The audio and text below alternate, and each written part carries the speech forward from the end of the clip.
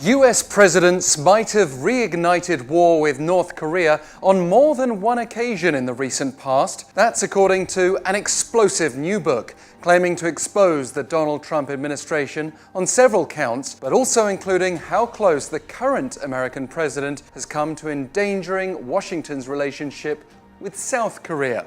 I'm Alex Jensen for NK Now, taking a closer look at Bob Woodward's Fear: Trump in the White House since its September 11th release. In fact, earlier snippets from the book had already made waves. For example, the claim last weekend that Trump almost tweeted his way into a physical conflict with North Korea after drafting a post that would have announced US plans to pull its military families out of South Korea. Well, now the book's been published, we can also find in it the allegation that former President Barack Obama mulled a preemptive attack on North Korea after its fifth nuclear test in 2016. Despite Obama's strategic patience policy, he's said to have asked his National Security Council, was it possible to launch a preemptive military strike supported by cyber attacks on North Korea to take out their nuclear and missile programs?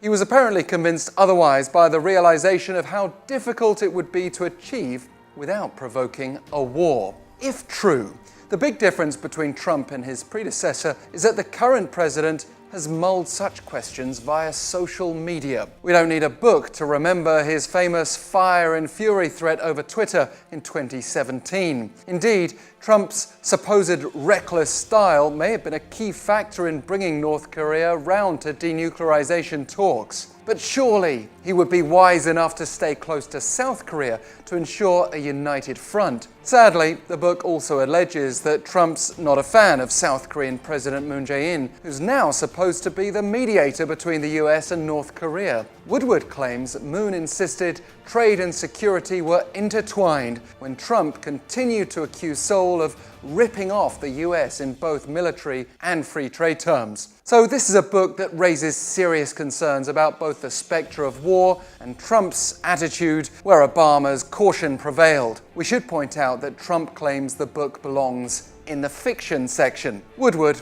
is a respected journalist, but that aside, whether fake or not, this book aligns with what we know to be true in terms of Trump's Korea policies, and it offers potential enemies an insight into his weaknesses. In the president's favor, it also does little to downplay his unpredictability, and that may remain a positive with the North, if not the South, despite the seemingly endless patience of Moon Jae-in.